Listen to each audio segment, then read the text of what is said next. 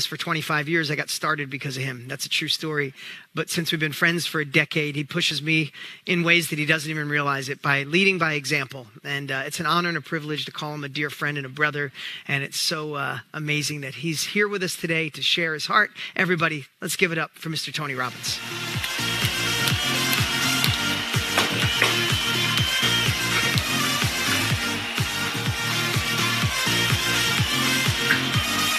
Oh, yes. Well, happy to be with you guys once again at this completion of this Time to Thrive challenge.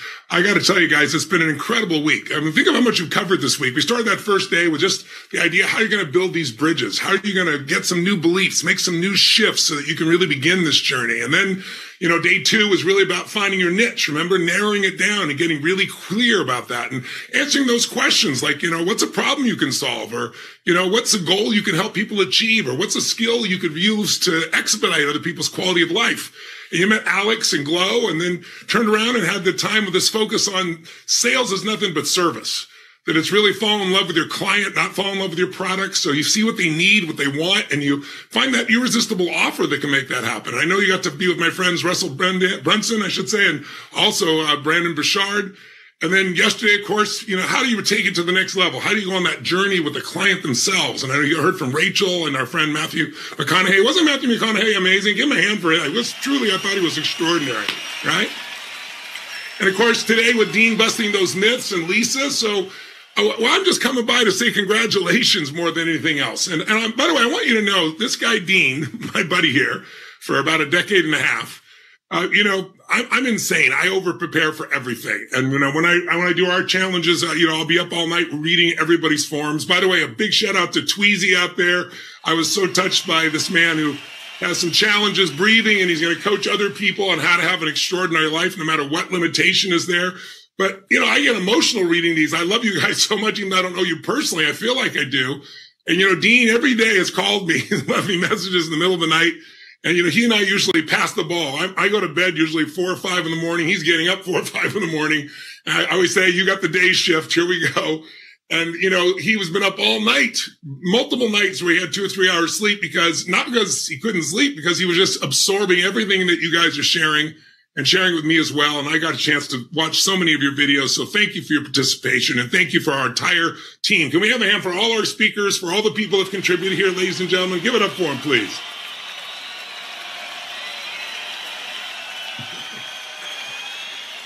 So our goal here this week was to bet on you. We've invested in you for a week saying, listen, we believe, whether you believe it or not, there's more out there for you.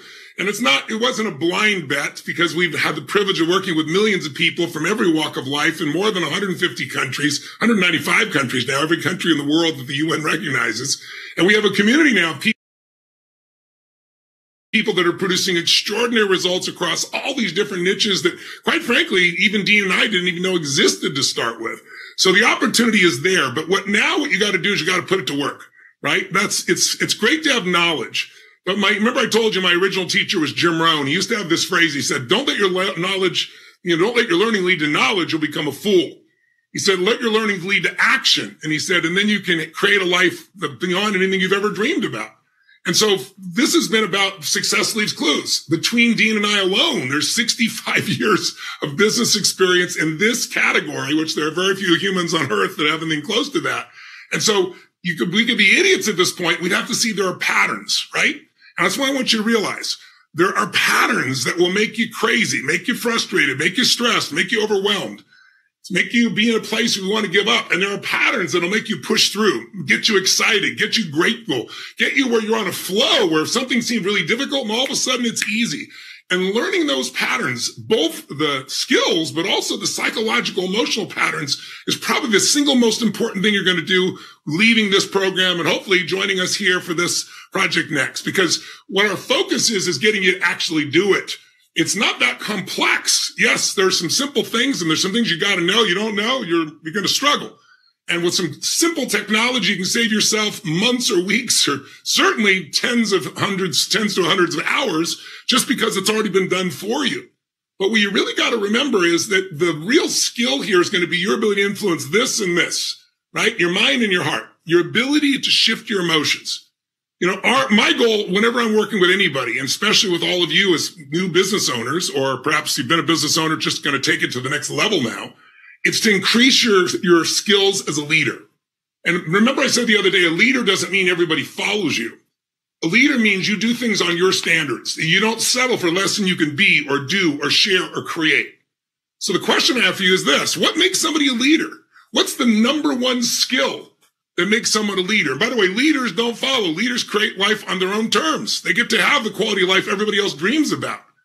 And the answer to the question of what's their number one skill, it's the skill of influence. The ability to influence the thoughts, the feelings, the emotions, and the actions of another human being is the most important skill you can have. If you're going to be a great father or great mother or a great friend or contribute to your community or build a business, you've got to learn to influence. But who do you got to learn to influence most? And the answer is, you already know it is you. If you can't influence yourself to do certain things, I mean, if you're overweight, you're not doing a good job of influencing your hands, right? If you're not exercising, that's really, all this is here and here. It's this ability to shift the way we think, the way we feel, and what we do. And so as we go to finish this, I want you to really think about what are the things that tend to influence you, not for the better. There's these invisible forces that shape our life, right? If you ask people like, what shapes people's life the most? Most of it is invisible. Radiation's invisible. Too much, you're dead. Too little, and you're dead. Gravity is invisible. Too much, you're dead. You get crushed. Too little, you float off into space, which is why we can't live on certain other planets, right? We can go through all the invisible forces, electricity that allows all of us to do what we're doing right now. Most of you don't see it. You don't know it. You don't even understand how it works exactly. But if you learn how to use certain core elements that are invisible, the most powerful invisible forces are human emotion. Meaning, I don't care if you have the resources or not. I didn't have the money, I didn't have the time, I have the education, I have the people, I could have every excuse, and I had them for a long time. But then one day I woke up and I just got tired of making excuses to myself, and I realized the most successful people in the world didn't have the money, didn't have the resource, didn't have the tools, but they had the ultimate resource. Please jot it down. It's called human emotion. The ultimate resource is resourcefulness. If you can tap into that emotion, that's what starts wars. Human emotion. It's not logic. That's what gets you married. That's how children come about. Everything in life comes from emotion. We justify intellectually, but it's human emotion. And I don't mean just being emotionally, intelligent. That's really nice. And having that potential of managing your emotion. I mean becoming emotionally fit. And so one of the things I really want to challenge you to do is develop a pattern of doing the things you don't want to do. If you just do that over and over again, it'll change your life. Jim Rohn, my original teacher, used to say, Tony, if you want an extraordinary life, you must learn the philosophy of stretching. So what do you mean by stretching? He said, well, think of it this way. If you say to yourself, I can't do something, then train yourself to say, I must, and immediately take action. I said, well, does that mean if I can't jump off a cliff that I must? He said, no, don't be stupid, right? He said, but when you say you can't do something, but if you made yourself do it, you'd be better as a father or as a friend, or you'd have more skill, or you'd be better in business, or you'd be better in your own character, then you must do it. And he said, you have to develop this habit that says, I can't, then I must. I can't, then I must. And as soon as you say I must, take immediate action. And I got to tell you, that philosophy that Jim taught me changed my life. I remember I went to him because, I got this $35 seminar I told you about and making $40 a week. And the next seminar was $1,200. That was in 1977. So it's the equivalent of about $10,000 today. It's a big investment for just one weekend. And I was like, I thought the $35 investment was a big investment, and there's no way I didn't have $10,000, right? I was living on my own. At one point, sleeping in my car. And it's like, I didn't have that kind of money. My car was $1,200, to give you an idea. So it's like, sure enough, he kept saying, Tony, if you don't have $1,200 at 17, 18 years old, he said, then you have to go to the seminar. And I thought he was just selling me right at first. But as I told you, I finally started to break through. I started to realize we all get what we have to have. And what I needed to do was just deal with the one thing that stops us. So before we leave, what is the only thing that could get in your way? You've had a cool week. How many have had a great week? How many have learned a ton, got momentum? How many are excited out there? Make some noise if you are, ladies and gentlemen. That's it. So if you have this great week, what's the only thing that could stop you? And people usually say to me, well, me. No, it isn't you. It's fear, right? It's the part of the mind that is fearful. Remember I told you the other day, we all have a 2 million-year-old brain, and it's not designed to make you happy. It's designed to make you survive, remember? It's designed to look for what's dangerous and how do I protect myself? How do I hide from it and freeze or fight it if I have to or run from it, right? Fight, flight, or freeze, as I'm sure you've heard. Well, that's survival brain. As I mentioned to you the other day, it used to be there to protect us against like a saber-toothed tiger. Now it's like, oh my God, what if I fail? What if I don't make enough money? What if people think of me? And we make all that life and death.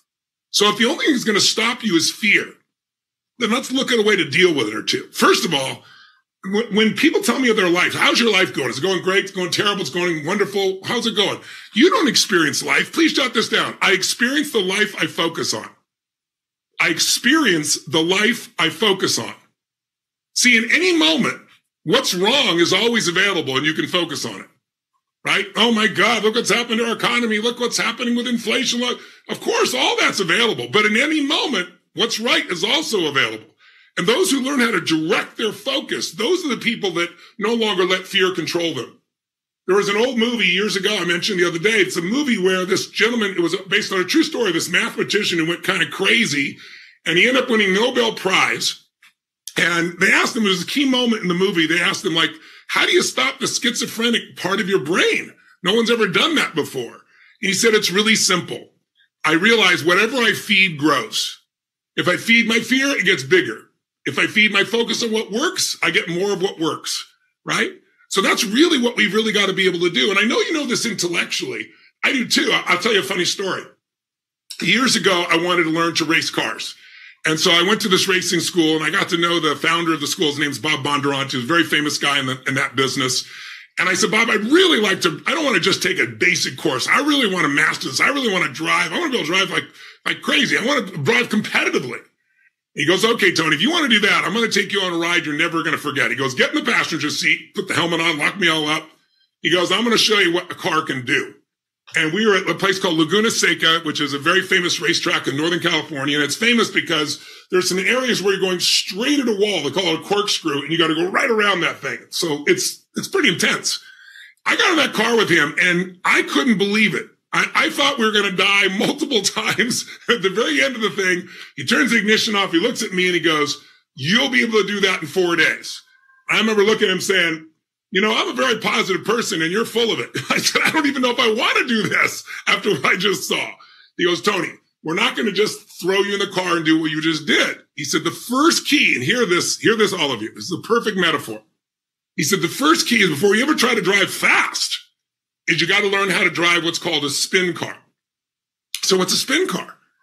He goes, what we do is I put you in this car, and he goes, I'm going to be over on the passenger seat. There's no steering wheel, there's no brake, but I have 4 buttons right here behind my arm at the bottom. You can't see it.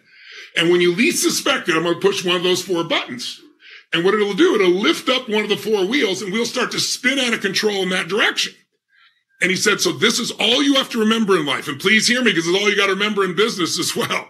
He said, focus on what you want, not on what you're afraid of. I thought, that's easy. I teach this, right? He goes, yeah, because what happens is, I'm sure you've heard of a person driving their Porsche or their sports car down a country road, and they're going 90 miles an hour, and they crash into a pole. There's only one pole every quarter of a mile. Because they start to lose control, and they go, oh my God, I don't want to hit the pole. They stare right into it. And where your focus goes, your energy flows. Where your focus goes, you steer right into it. That's why people crash. He goes, so focus on where you want to go, not on the wall. The wall's there, but if you focus on the wall, you're going to hit the wall. And I thought, no problem, I teach this stuff, right? So then he gets you going. And, you know, if you've ever seen a race car driver, I used to think, what could be, that's not like a sport. I mean, that's not like athletic. Oh, it is. Because you start going 120, 130, 140 miles an hour, the level of focus, the level of tension in your body, I mean, your whole body heats up. It's intense. And so I'm ready. I'm like thinking to myself, you pull that thing, push that button. I'm ready. I'm ready. Well, does life ever push the button on you when you're ready? No, right? So sure enough, he watches. And if he watches long enough, there's a moment where you lose just a little bit of concentration. He hits the button. We start spinning out of control. What do? I look straight at the wall. I don't want to hit the wall. He grabs my face, literally shoves my face to the left where we need to turn. Now I'm fighting him because I want to see the death happen, right? And so I'm fighting him along, but he keeps pushing my head. And sure enough, as he pushes my head and I look this way, I steer this way, the direction I'm looking. And it felt like we stopped, maybe turned 2 inches from the wall. It was probably 3 feet. but my heart was beating out of my chest. He looks at me and says, did you learn? I said, I learned. I didn't learn squat. Because you got to condition it, right, guys? It's like, it's not enough to understand it intellectually. It's like shooting basketball. You know how to do it, but you got to do it over and over and over again. So it's in your body till when it's time to execute, it happens. So we did it again, and I looked at the wall. We did it again, and he shoved my face, and he shoved my face. After about 10 times, finally, when we started going out of control, I quickly snapped and looked where I want to go. Now, part of me want to watch this, but I know I'm focused on where I want to go. Now, guess what? I got an important question for you. The question is this. If you focus on what you want, are you guaranteed not to hit the wall? And the answer, of course, is no. But if you focus on the wall, are you guaranteed to hit it? And the answer, of course, is yes. So what you're really doing in life is increasing your probabilities. That's what you're really doing to make sure that you can succeed. Now, I just want to make sure I still got you guys because the camera disappeared and I can't see everybody else there. Can you make sure I'm still here and they've still got connection with me? Because I'm not seeing or hearing them at this point. Are you guys hearing me still? There we are. Okay, good. Awesome. So my point is really simple. If you're going to get the life you focus on, so you got to train yourself to focus on what you want. That's not to say you're not going to have challenges, there won't be problems. But if you focus on the challenges and problems, that's all you're going to have. If you focus on what you want, you're going to get there. And we're looking for one word. You know, people ask me all the time, Tony, you traveled around the world, you met millions of people. What really makes people happy? And I can tell you one word, progress. Jot down, progress equals happiness. Progress. See, you know, people think, oh, when I get this goal, I'm going to be so happy. How many of you have ever gotten a goal, achieved a goal, and after you achieved it, your brain went, is this all there is? Who's had that experience out there, ladies and gentlemen? Make some noise if you had it, right? On the other hand, maybe you've achieved a goal and you were out of your mind. You were so happy you achieved it. But for how long? Were you happy about that for a year? 6 months? 6 weeks? 6 days? 6 hours? See, most people's happiness lasts between 6 hours and about 6 weeks max. And the reason is because you're not supposed to sit at the table of success too long or you get bored and fat, right? Right? Life is calling to us to make progress. Everything in life either grows or it dies. And what's been fun about this week, I think for most of you, just watching you in your videos and the things you've shared, is you felt that sense of progress, that sense of learning, that sense of expanding, your mind opening up, things you're starting to tell yourself that you couldn't do. You go, yeah, I can do that. I can find a way to do that. I can get the skill to do that. Progress is what's going to make you happy. If you're not healthy as you want to be and you just start to do the right things for a few weeks and you lose just a few pounds and start to feel just a little better, the progress will feel alive. Same thing in your relationship. Same thing in your business or your finances. So just as you heard earlier here with Lisa talking about, there's no too small, right? Every little step will get you where you really, truly want to go. And I'll give you one more piece that's a principle that is absolutely shaped my life. In fact, I've shared this principle with all my children throughout the years. In fact, I'll give you an example. My daughter, Jolie, who is now at 48 years old, to give you an idea. But when she was in high school and just getting into college, her dream was always to be a dancer on Broadway. And she was here in California and she had beautiful dance lessons and competed and did extremely well. And one Christmas, she was home from college, and I sat down with her, and I said, Jolie, how are you doing on your dream? By the way, it's a good question to ask yourself, isn't it? How are you doing on your dream? A lot of people have given up on their dreams. So how are you doing on your dream? And she goes, what do you mean? I said, you know what I mean. Your dream of being a Broadway dancer. She goes, well, Dad, she goes, you know, I'm doing good. I'm getting straight A's in school, and I'm winning all the dance competitions I'm in.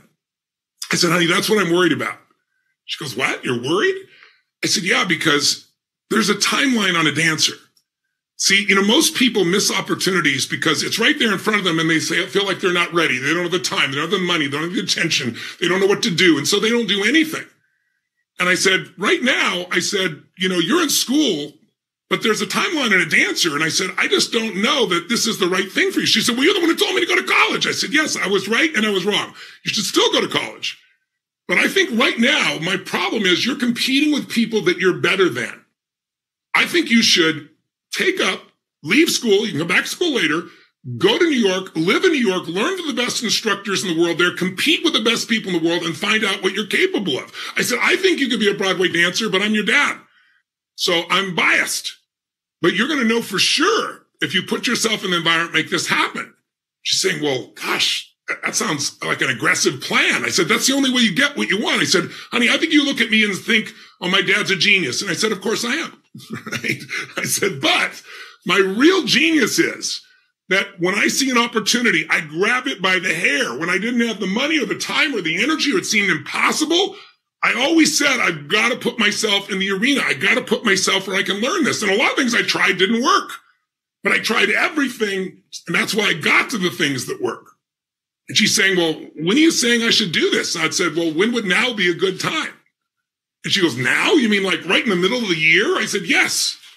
She goes, well, maybe I should talk to someone in the entertainment business about this. I said, sure, I get paid $1 million a year to coach people, but you should call somebody else. You should talk to someone. And she started to laugh. She goes, no, Dad, you've taught me. Talk to people, experts in the field. I said, okay, that's fair. Who do you want to talk to? And she said, this guy, Jay Maloney, who worked for a company called CAA, a big Hollywood entertainment company. And I said, yeah, Jay would be brilliant. He'll know. And she said, okay, well, I'm going to call him. I said, when would now be a good time? She goes, right now. I said, get in there and call him. So she leaves the room, and I call Jay instantly. He's a friend of mine. He's on my speed dial. And I say, Jay, listen, I said, I just had this conversation with Jolie. Tell me if I'm full of it. This is what I told her. She's competing with people she's better in, the best dancers in the world in Broadway. She should go there, learn, compete. He goes, Tony, that's spot on. I said, well, don't say it's spot on unless it's going spot on. I said, then tell her. Hung up. She came back a few minutes later and says, his line's busy. I said, try him again. Persist. Right? She literally didn't know I did this at the time. And so finally, she's gone for like an hour and a half. They talk forever. And she comes back and she goes, well, Jay really thinks I should go to New York. And it's right that if I want to be on Broadway, that's where the best competitors are. That's where I need to go. And so I guess, Dad, we're going to do this. I said, well, I'm glad it was confirmed by an expert. Right? And I said, so here's how the deal's going to work. You're going to work your ass off. I'm not going to pay for everything. I'm going to pay for your apartment. I said, initially, for the first 2 months, then you're going to have to take that over. And I'm going to pay for all your lessons. So you have to be a working actress, not someone sitting on her tail. She said, okay, we're on. And I took my daughter, who had grown up in Southern California beaches, and all of a sudden she goes to New York during one of the worst storms and one of the worst winters they'd had in about 9 years, and it toughened her up. She called me, we talked on the phone, and one day I was coming to town. This is maybe 6, 7, 8 months later. I let her know I was coming next month. She goes, oh, well, I've got to see you. I said, well, I'd love to see you. And so she knew I was coming, and I get to the airport, and I come out for I thought was going to be someone to pick me up, a car, and it's a car that my daughter sent.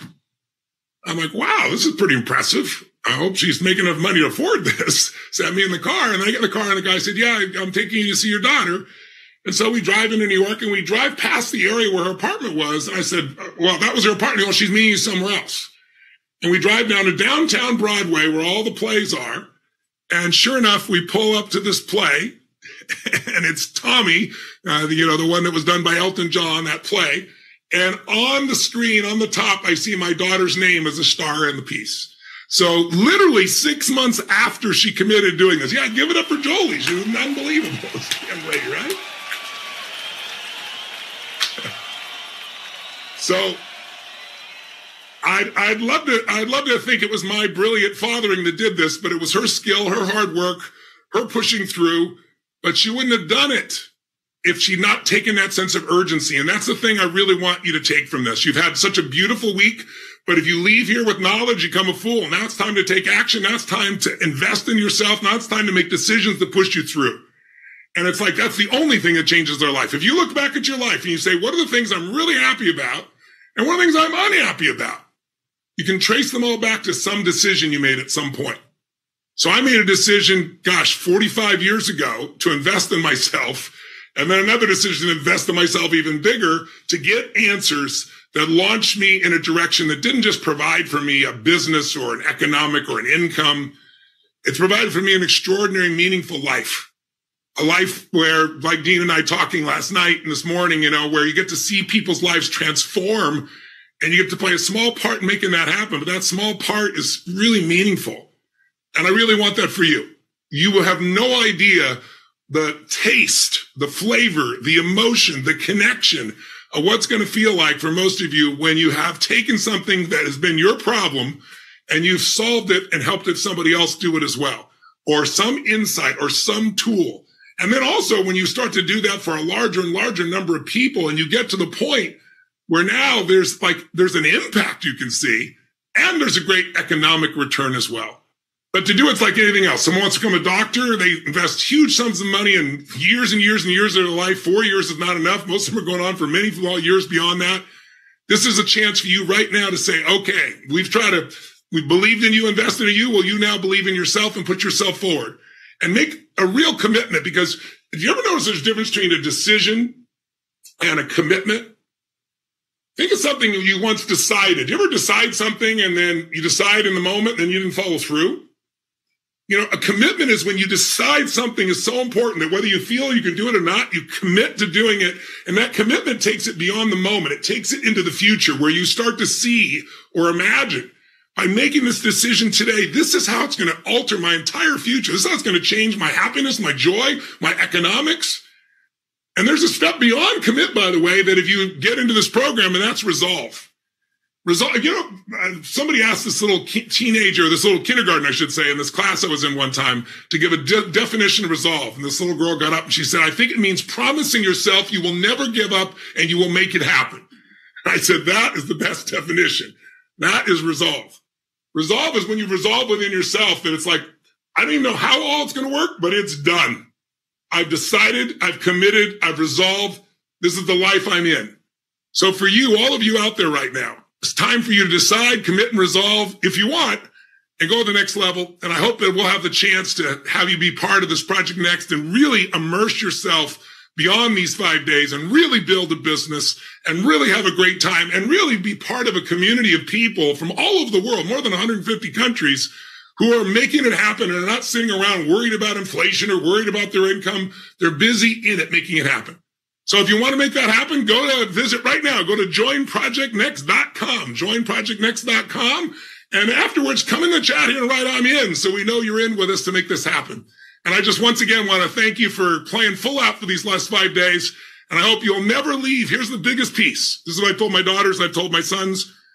Don't ever leave the site of making a decision or the site of setting a goal without doing something that immediately commits you to follow through. Because the most common thing that happens to people, they're all excited, oh, I'm going to do this later, and then they don't. They get caught up by all the distractions of life. You want to do things while you're in state. So from this day forward, anytime you learn something, anytime you grow, anytime you find something that's valuable, anytime you make a decision, do something in that moment that commits you to follow through. That one skill has probably produced greater results in my life than almost anything else. So thanks for letting me visit with all of you. Dean, thanks for letting me participate. I'm going to stay for the Q&A afterwards for everybody else. God bless everybody. Go make this happen.